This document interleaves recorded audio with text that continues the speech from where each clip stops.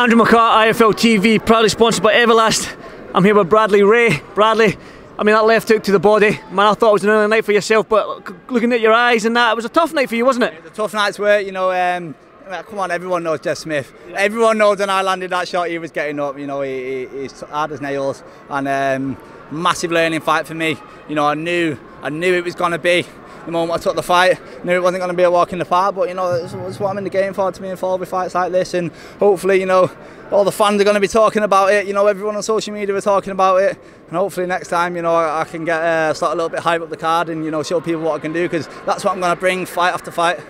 Talking about Jez Smith, then you said that you knew he was getting up, but wasn't there a moment when you landed that body shot that you thought, yes, man, I'm going to make a big statement tonight, drop Jez Smith, put my name out there in the British rankings and stuff like that? Did that ever slip your mind in there? Maybe for a split second. And then I remembered been watching his fights for the last 2 weeks, and I remembered he gets off every time.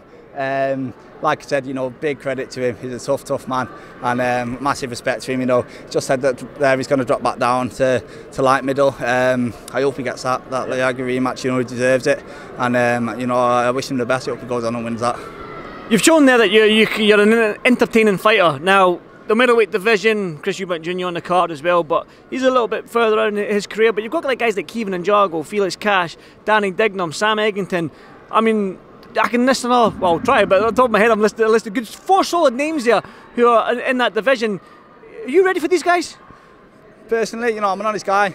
No, I won't take them fights next. You know, I'm only 23 years old. That was my first time I've gone 8 rounds, the distance. You know, apart from tonight, I've done 1 round in the past 2 years. You know, I want to kind of build my way up, get them rounds under my belt. In a couple of fights' time, and I've done one more 8-rounder, step up to a 10-rounder, and you know, I want to look at that English title. There's so many good fights to be made there. But you know, like I said, I'm an honest guy. I'm realistic. I won't put myself in with them guys next. You know, I'm only 23 years old.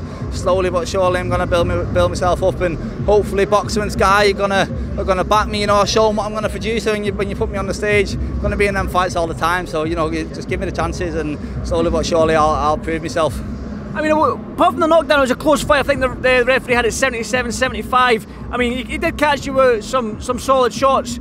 Did you ever feel nervous in there in terms with the crowd and stuff like that? I mean, on Sky and stuff like that. Did you ever feel any anxiety, nerves or whatever? No, I live for this. I live for this, mate. Yeah, you know, as just said, this is the type of fights I've dreamed of being involved in since I was a little kid on Sky in the arenas.